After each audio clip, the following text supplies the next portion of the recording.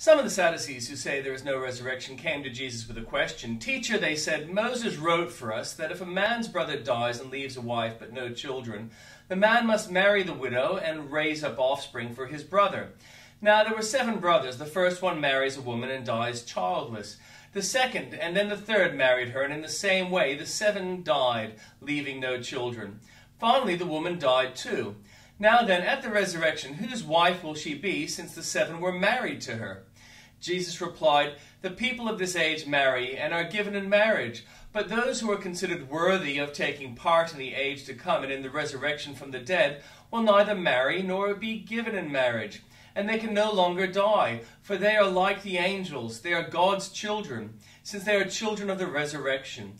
But in the account of the burning bush, even Moses showed that the dead rise. For he calls the Lord the God of Abraham, and the God of Isaac, and the God of Jacob. He is not the God of the dead, but of the living, for to him all are alive."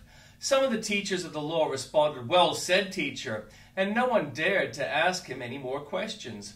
Then Jesus said to them, "Why is it that the Messiah is the son of David?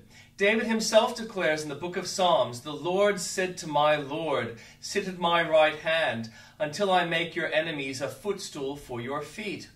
David calls him Lord. How then can he be his son?"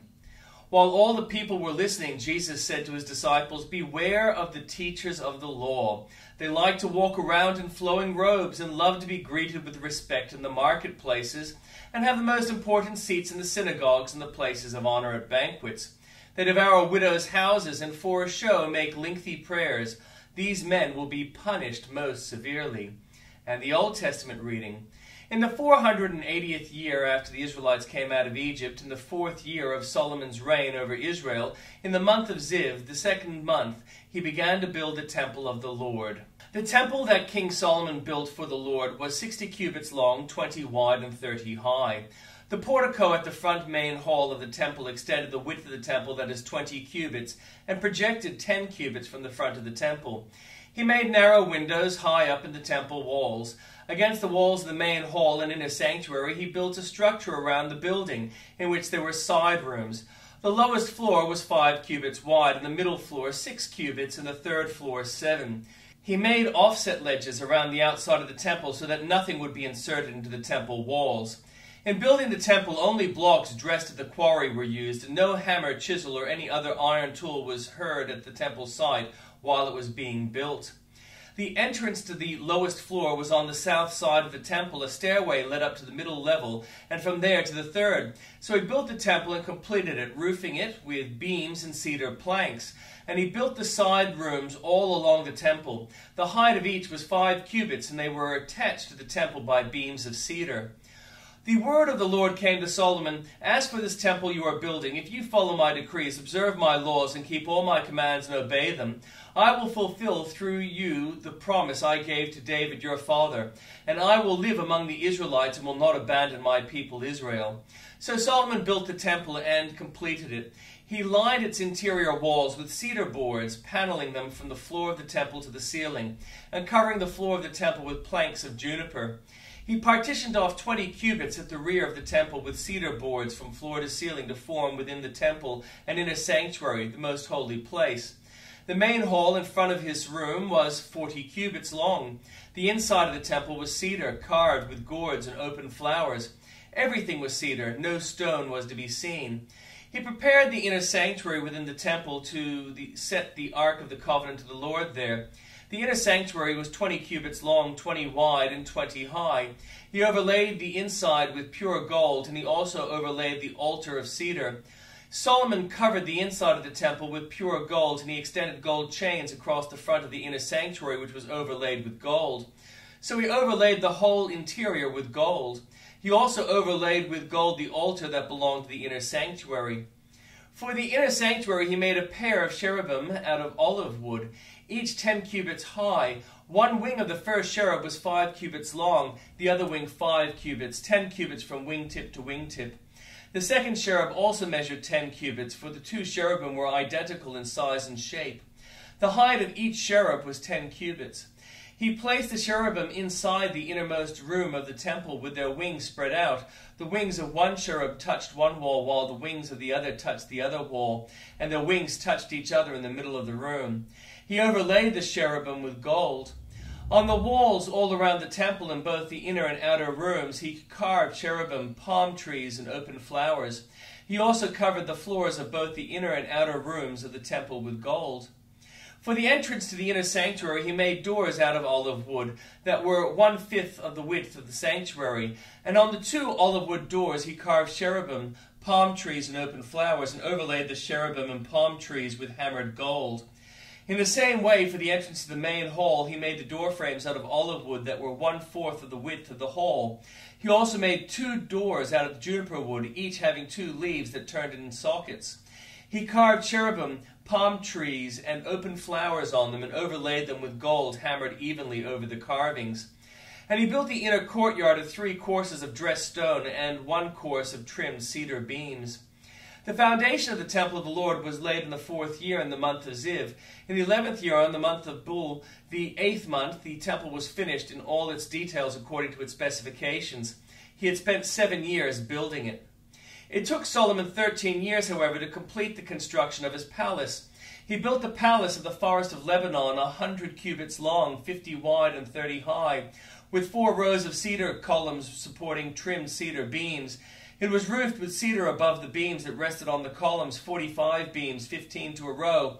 Its windows were placed high in sets of 3, facing each other. All the doorways had rectangular frames. They were in the front part, sets of 3, facing each other. He made a colonnade 50 cubits long and 30 wide. In front of it was a portico, and in front of that were pillars and an overhanging roof. He built the throne hall, the hall of justice, where he was judge, and he covered it with cedar from floor to ceiling. And the palace in which he was to live, set further back, was similar in design. Solomon also made a palace like this hall for Pharaoh's daughter, whom he had married. All these structures from the outside of the great courtyard and from the foundation to eaves were made of blocks of high-grade stone cut to size and smoothed on their inner and outer faces. The foundations were laid with large stones of good quality, some measuring 10 cubits and some 8. Above were high-grade stones cut to size and cedar beams. The great courtyard was surrounded by a wall of 3 courses of dressed stone and 1 course of trimmed cedar beams, as was the inner courtyard of the temple of the Lord with its portico. King Solomon sent to Tyre and brought Huram, whose mother was a widow from the tribe of Naphtali and whose father was from Tyre, a skilled craftsman in bronze. Huram was filled with wisdom, with understanding, with the knowledge to do all kinds of bronze work. He came to King Solomon and did all the work assigned to him. He cast 2 bronze pillars, each 18 cubits high and 12 cubits in circumference. He also made 2 capitals of East bronze to set tops of the pillars. Each capital was 5 cubits high. A network of interwoven chains adorned the capitals on top of the pillars, 7 for each capital. He made pomegranates in 2 rows encircling each network to decorate the capitals on top of the pillars. He did the same for each capital. The capital on top of the pillars in the portico were the shape of lilies, 4 cubits high. On the capital of both pillars, above the bowl-shaped part next to the network, were 200 pomegranates in rows all around. He erected the pillars at the portico of the temple. The pillar to the south he named Jachin, and the one to the north Boaz. The capitals on top were the shapes of lilies, and so the work on the pillars was completed. He made the sea of cast metal circular in shape, measuring 10 cubits from rim to rim, and 5 cubits high. It took a line of 30 cubits to measure around it. Below the rim, gourds encircled it, 10 to a cubit. The gourds were cast in 2 rows in one piece with the sea. The sea stood on 12 bulls, 3 facing north, 3 facing west, 3 facing south, and 3 facing east. The sea rested on top of them, and their hindquarters were towards the center. It was a handbreadth in thickness, and its rim was like the rim of a cup, like a lily blossom. It held 2,000 baths. He also made 10 movable stands of bronze. Each was 4 cubits long, 4 wide, and 3 high. This is how the stands were made. They had side panels attached to uprights. On the panels between the uprights were lions, bulls, and cherubim. And on the uprights as well, above and below the lions and bulls, were wreaths of hammered work. Each stand had 4 bronze wheels with bronze axles, and each had a basin resting on 4 supports cast with wreaths on each side. On the inside of the stand there was an opening that had a circular frame 1 cubit deep. This opening was round, and with its basework it measured 1.5 cubits. Around its opening there was engravings. The panels of the stand were square, not round. The 4 wheels were under the panels, and the axles of the wheels were not attached to the stand. The diameter of each wheel was 1.5 cubits. The wheels were made like the chariot wheels. The axles, rims, spokes, and hubs were all of cast metal. Each stand had 4 handles, 1 on each corner projecting from the stand. At the top of the stand there was a circular band 0.5 cubit deep. The supports and panels were attached to the top of the stand. He engraved cherubim lines and palm trees on the surfaces of the supports, and on the panels in every available space with wreaths all around. This is the way he made the 10 stands. They were all cast in the same molds and were identical in size and shape. He then made 10 bronze basins, each holding 40 baths and measuring 4 cubits across, 1 basin to go on each of the 10 stands. He placed 5 of the stands on the south side of the temple and 5 on the north. He placed the sea on the south side at the southeast corner of the temple. He also made the pots and shovels and sprinkling bowls. So Hiram finished all the work he had undertaken for King Solomon in the temple of the Lord. The 2 pillars, the 2 bowl-shaped capitals on top of the pillars, the 2 sets of network decorating the 2 bowl-shaped capitals on top of the pillars, the 400 pomegranates for the 2 sets of networks, 2 rows of pomegranates for each network decorating the bowl-shaped capitals on top of the pillars. The 10 stands with their 10 basins, the C-shape and 12 bowls under it, the pots, shovels, and sprinkling bowls. All these objects that Hiram made for King Solomon for the temple of the Lord were burnished bronze. The king had them cast in clay molds in the plain of the Jordan between Succoth and Zarethan. Solomon left all these things unweighed because there were so many. The weight of the bronze was not determined. Solomon also made all the furnishings that were in the Lord's temple, the golden altar, the golden table in which was the bread of the presence, the lampstands of pure gold, 5 on the right and 5 on the left in front of the inner sanctuary, the gold floral work and lamp and tongs, the pure gold basins, wick trimmers, sprinkling bowls, dishes, and censers, and the gold sockets for the doors of the innermost room, the most holy place, and also for the door for that main hall of the temple.